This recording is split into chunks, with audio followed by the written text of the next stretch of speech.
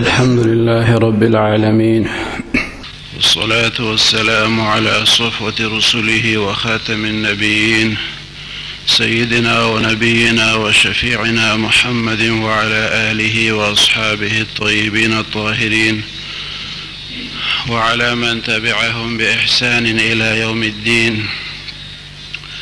أما بعد، فأعوذ بالله من الشيطان الرجيم.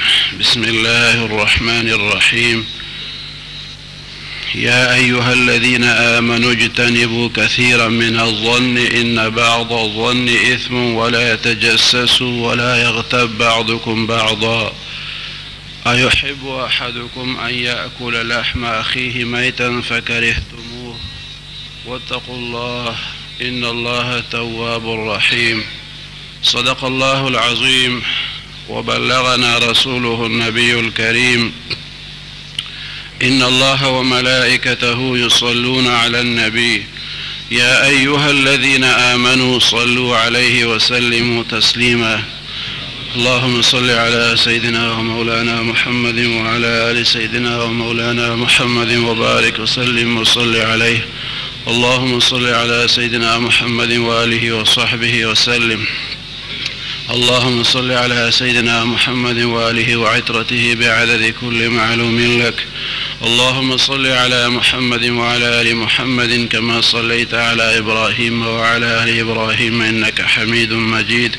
اللهم بارك على محمد وعلى آل محمد كما باركت على إبراهيم وعلى آل إبراهيم إنك حميد مجيد. عزت منذ د سورة حجرات د درس په سلسله کې دینه مخکې آیت مبارک متعلق سو خبرې ذکر شوې وي.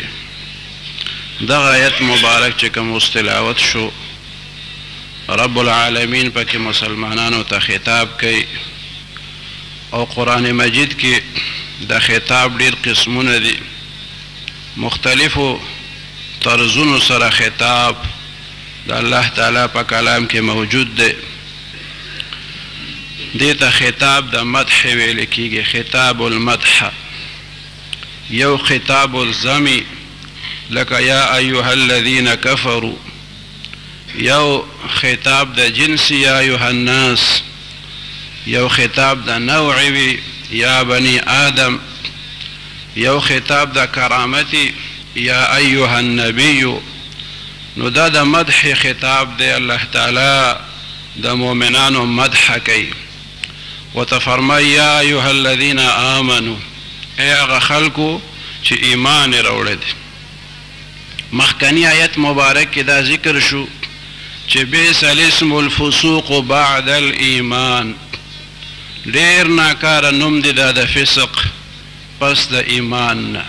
یو کس ته مؤمن وویل شي دی مؤمن وی او دی د هغې نه پس فسق او فجور کوي او دته فاسق بیا ویل کیږي، نو دا ډیره ناکاره خبره ده.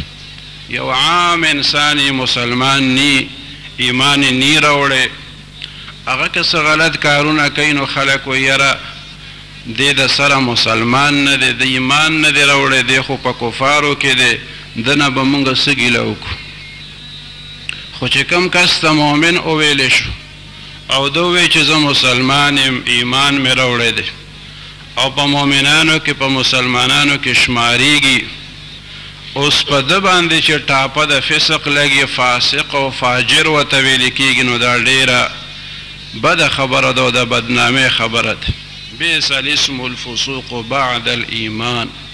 نو دی آیت مبارک کې الله پاک فرمای یا ایها الذین آمنو، ای هغه خلکو چې ایمان یې راوړی دی. خطاب الله تعالی کوي مؤمنانو سره، خطاب د مدح. ښه چې ایمان تاسو راوړی دی، نورو خلکو نه تاسو جدا شوئ، اوس تاسو له څه پکار دي؟ به حیثیت مؤمن ستاسو څه ذمهواری دي؟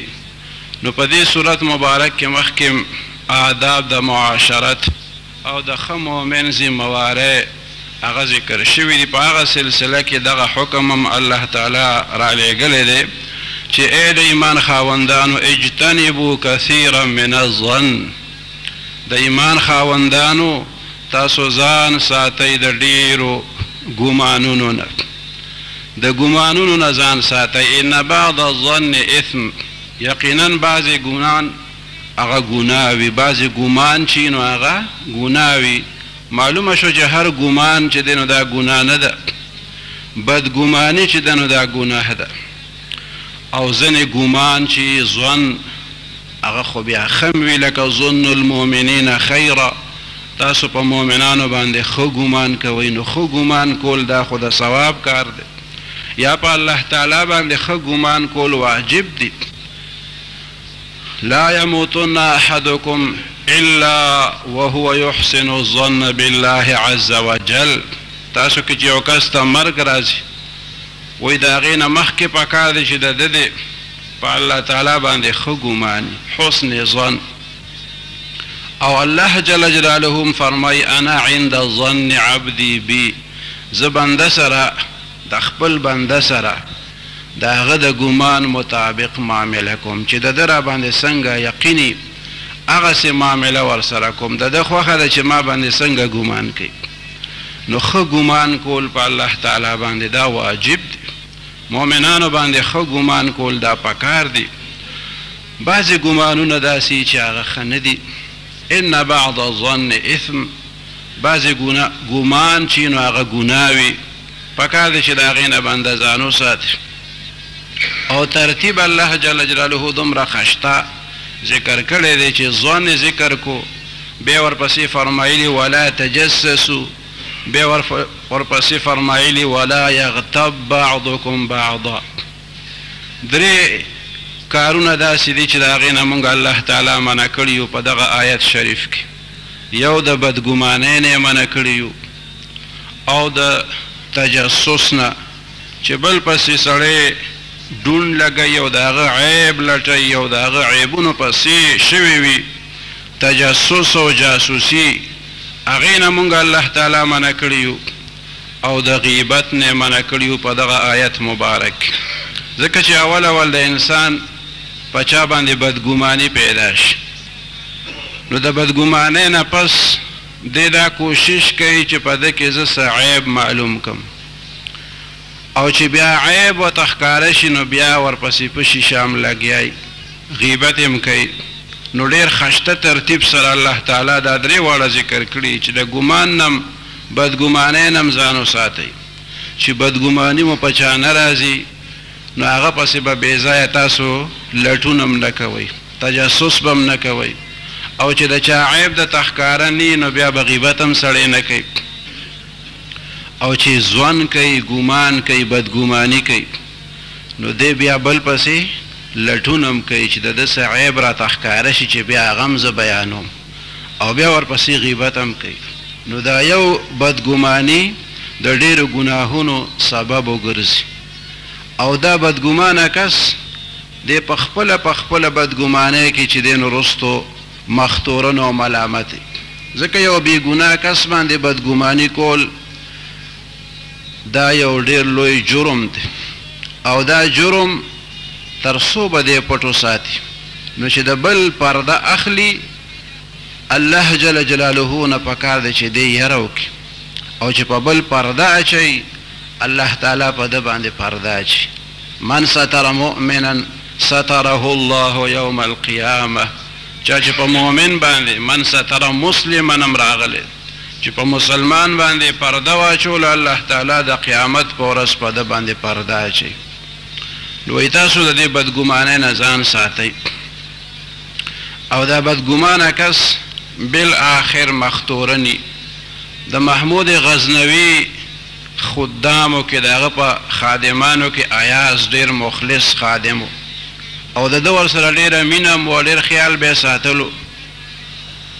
خاص خادم و، د نورو ملګرو د سره داسې یو حسد پیدا شو چې د دې د بادشاه ډېر خوښ دی، ده کې داسې څه عیب لټول پکار دي چې هغه باچا ته معلوم شي چې د بادشاه د نظر نه دی پریوزي.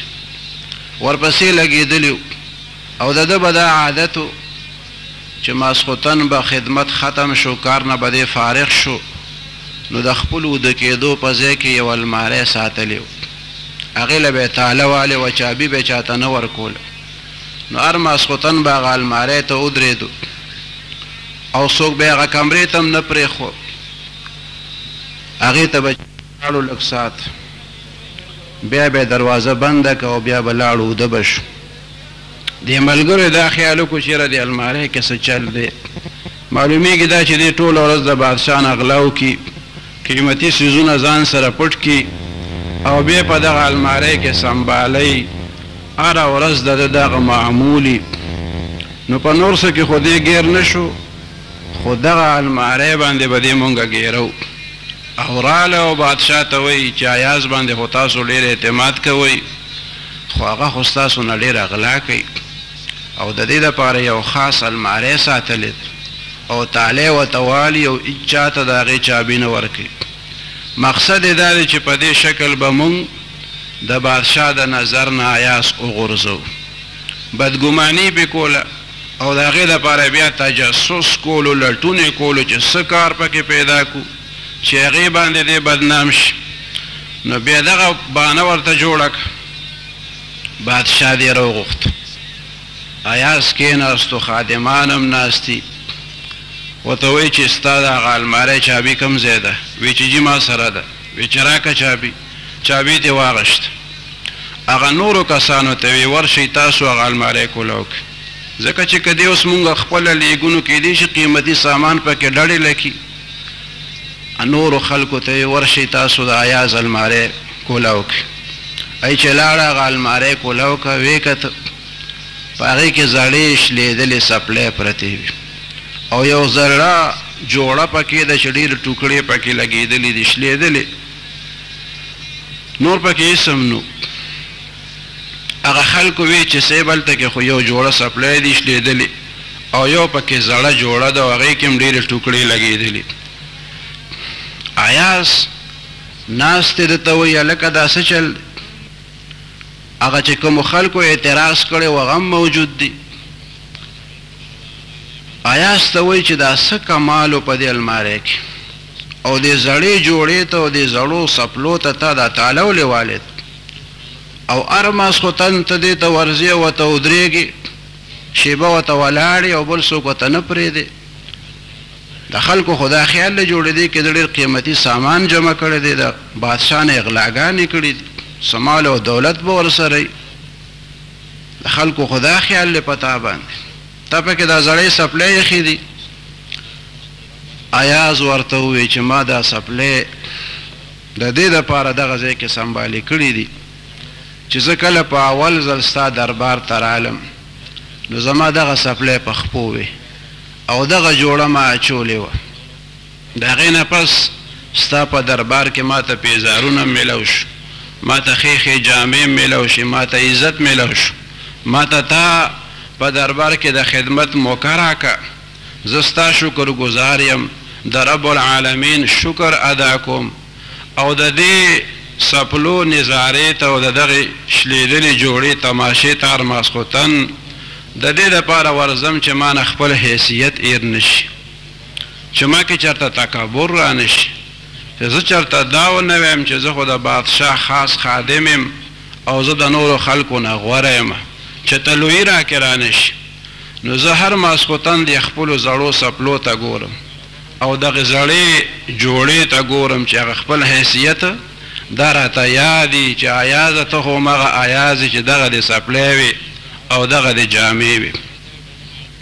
دا حقیقت چې څرګند شو، هغه چې کومو خلکو بدګماني کړې و هغې سرونه ښکته کړه او که چا ملامته و، ځکه د هغې منصوبه خو دې دپاره وه چې د ایاز عزت کم شي او ایاز د بادشاه په نظر کې پریوزي، لیکن دې واقعې سره د ایاز عزت نورم سیوا شو.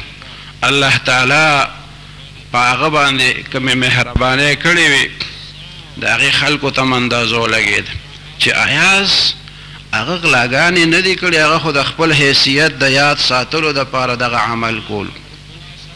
نو دا بدګماني کوونکی کس بالآخر عمدې ملامته کیږي. چا باندې د دروغو الزام څوک لګوي، په چا باندې بدګماني کوي، یو بې ګناه کس هغه پسې ډون لړی چې یاره د ده به څه عیب ما ته معلوم شي، څه قصور به د ده ما ته ښکاره شي چې هغه زه بیا لګیم او بیانوم او په دې طریقه زه د ده بېعزتي وکړم او دې په دې طریقه باندې بدنام کړم. نو رب العالمین د ایمان خاوندانو ته فرمایي چې اجتنبوا کثیرا من الظن، د ایمان خاوندانو تاسو د دې ډېرو ګمانونو نه ځان ساتئ. ان بعض الظن اسم، یقینا بعضې ګمان چې وي نو هغه ګناه وي. ولا تجسسو، او تاسو تجسس مه کوئ، د بل عیبونو پسې مه کیږئ چې د بل هغه عیبونه هغه ته ځان ته ښکاره کوي او بیا هغه بیانې. انسان دې ځان ته وګوري چې په خپله په ما کې څومره عیبونه دي چې زه د بل پرده اخلم، هسې نه رب العالمین زما پرده واخلي. او من ستر مسلما ستره الله یوم القیامه، چا چې په مؤمن پرده واچولو الله تعالی د قیامت په هغه لویه ورځ په ده باندې پرده اچوي. ولا یغتب بعضکم بعضا، او تاسو کې د یو کس خپلو کې د یو بل غیبت نه کوي. حضور پاک صلی الله علیه وسلم مبارک صحابو نه تپوس وکړو او پیغمبر علیه السلام مبارک معلم کائنات په بهترینه طریقه تعلیم ورکوي امت ته. د یو خبرې طرف ته متوجه کولو دپاره بې سوالیه اندازه م اختیار کړو. اتدرون ما الغیبه، آیا تاسو پوهیږئ چې غیبت څه شی دی؟ سوالیه انداز چې حاضرین ښه متوجه شي چې پیغمبر علیه السلام موږ نه تپوس وکړو، اوس به څه جواب ورکوو؟ نو صحابو ته فرمایي چې اتدرون ما الغیبه، آیا تاسو پوهیږئ، تاسو ته پته شته چې غیبت څه شی دی؟ قالو، صحابو اوی الله ورسوله اعلم. صحابو کې عجز ډېر و، تواضع پکې ډېره و، اعلی صفات ورته الله تعالی ورکړي وو. نو چې پیغمبر علیه السلام وفرمیل تاسو ته غیبت معلوم دی چې غیبت څه ته وایي؟ هغه اوی الله ورسوله اعلم، الله تعالی او د هغه رسول صلی الله علیه وسلم ښه پوهېږي. نو حضور پاک صلی الله علیه وسلم ورته وفرمیل ذکرک اخاک بما یکره، چې ته د خپل مسلمان رور داسې انداز کې تذکره کې چې هغه یې نه خوښوي، هغه یې نه خوښوي، ته هغه خبره هغه طرف ته منسوبې، په کوم باندې چې هغه خفه کېږي هغه خبره ته هغه طرف ته منسوبې، د هغه باره کې هغه خبره کې. ذکرک اخاک بما یکره. صحابه ووی ان کان فیه ما اقول، یو کس پکې وی قیله ان کان فیه ما اقول، ای د الله تعالی رسول صلی الله علیه وسلم دا زه چې څه ویمه که دا په هغه کې وي، زه چې کومه خبره د هغه باره کې کوم که چېرې دا په هغه کې وي، نو بیا رسول الله صلی الله علیه وسلم مبارک ورته وفرمیل ان کان فیه ما تقول فقد اغتبته، که چېرې هغه خبره چې ته کومه کې که هغه په هغه کې وي نو تا د هغه غیبت وکړو. وان لم یکن فیه ما تقول فقد بهته، او که چېرې هغه خبره چې ته کې هغه په هغه کې نی نو دا بیا تا بهتان ولګولو. ته د خپل ورور په غیر موجودګۍ کې یو خبره کې د هغه باره کې چې هغه یې نه خوښوي، دا غیبت دی. وایي که هغه کې دا خبره وي او مونږ یې کوو، که په هغه کې وي او ته د غیر موجودګۍ کې کوې نو دې ته غیبت ویلی کېږي، او چې په هغه کې نی او ته هغه طرف ته منسوبې نو دا بیا د غیبت نه هم لویه ګناه ده، دې ته بهتان ویلی کېږي. فقط بهته، په دغه شکل کې خو بیا تا بهتان ولګولو چې هغه کې یو کار نشته او ته هغه طرف ته منسوبې. ایحب احدکم ان یاکل لحم اخیه میتا، آیا تاسو کې یو کس دا خوښوي چې دی د خپل مړ رور غوښه وخوري؟ فکرهتموه، نو تاسو څومره د دې نه کرکه کوئ او څومره بد ګڼئ تاسو چې یاره د انسان غوښه او بیا مړ او بیا د خپل روري، د هغه به څنګه غوښې ته یو سړی لاس کړي. حضرت میمون یو بزرګ دی، هغه په خوب کې یو منظر وکتو چې یو حبشي دی لاش پروت دی، مړ دی، او د میمون صاحب ته څوک وایي چې پاسه چاړه راواله د دې لاش نه غوښه کټ که او ویې خوره، او دا بزرګ دی، لوی انسان دی. دا د هیبت منظر او د عجیبه خوب په دې کې دی پریشانه شو. دی ورته وایي چې هغه خو لاش دی او مړی دی حبشي، د هغه د لاش نه زه غوښه څنګه کټ کړم او بیا وخورم څنګه؟ نو هغه چې چا ورته وینا کول هغه ورته وایي چې د دې کس غیبت کېدو ستا په مخ کې تا ورته غوږ نه ایښی، په غیبت کې ته شامل شوې. دی وایي ما خو غیبت نه دی کړی. وایي نه، بل چا کول او ته موجود وې، ته ورسره په جرم کې شریک شوې. چې د خوب نه بیدار شو نو بیا یې ځان سره فیصله وکړه، آینده کې به که خیر زه نه خپله غیبت کوم او نه به بل څوک دې ته پرېږدم چې زما په مخ کې د چا غیبت وکړي. ځکه چې ده په خپله غیبت نو کړی، بل چا غیبت کولو، خو دې موجودو نو ده ته بیا هم دومره زورنه میلاو شوه چې دا خو داسې شوه لکه چې تا د هغه مړي غوښه وخوړه. نو دومره سخت وعید راغلی او دومره سخت جرم دی دغه غیبت کول. او خلک چې غیبت را شروع کوي ښه ورته پته چې اوس غیبت کومه، نو یې خدای دې غیبت کې نه اچوي. چې غیبت یې نو ولې به غیبت کې نه راځي؟ دا کم قانون دی؟ دا ستا په خوښه به کېږي چې ته به ګناهونه کوې او وایې چې دا دې راله خدای په نیکۍ کې حساب کړي، ګناه به په نیکۍ کې راشي. دا کم قانون دی؟ نو چې دومره اعتراف هم کوي چې دا دې اوس په غیبت را شروع کوم او خدای دې غیبت کې نه اچوي، نو دغه غیبت دی غیبت، او د هغې نه مونږ الله تعالی منع کړي یو. او زمونږ امام ابو حنیفه رحمت الله علیه هغه مبارک د قرآن او د حدیث په رڼا کې چې خلکو ته بیان وفرمایلو د غیبت نه د منع کېدو، نو بیا وفرمایلو وایي که یو سړی ډېر سخت د خپل عادت نه مجبوری او خامخا غیبت کول غواړي او د ده عادت ته چې خامخا د چا غیبت کوي، نو غیبت خو ښه نه دی چې وکړي، خو دې کس ته چې دا ډېر د خپل عادت نه مجبوره دی او وخت پې نه تېرېږي بغیر د غیبت نه، نو وایي ده ته پکار دی چې د خپلې مور غیبت دې وکړي. د مور غیبت دې وکړي ځکه چې د ده کوم نیک عمل دی هغه بیا مور ته منتقل کېږي. چې د چا غیبت کوې نو هغه ته ستا هغه نیک عمل ځي. نو ښه خو نه دی چې یو سړی ځان ستړی کړي او بیا هغه خپلې ټولې نیکۍ بل ته چې دی نو په اکاونټ کې جمع کړي. او که ته خامخا دا غواړی چې خپله کاته بلکل خالي کړي او بل ته یې ورکې، دا خپل نیک عمل بل ته خامخا منتقل کول غواړې، نو بیا ستا والده چې ده نو دا ډېره مستحقه ده، ځکه چې تا سره هغې ډېرې خوارۍ کړي دي، د هغې په تا باندې ډېر حق دی او ستا ډېر خیال یې ساتلی دی.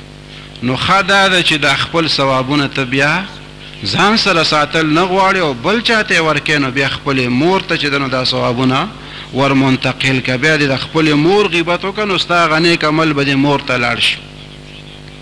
او چې چا سره احساس پیدا شي چېرې واقعي زمونږ نیک عملونه هم بیا هغه کس ته منتقل کېږي او هغه کس چې دی نو هغه ته دغه شانتې ته خپلې نیکۍ منتقل کې، نو دا څومره د بېوقوفتیا نښه. الله جل جلاله دې مونږ د ټولو منکراتو نه وساتي او زمونږ د دین چې کوم مبارک تعلیمات دي په هغې دې مونږ ته الله تعالی عمل نصیب کړي.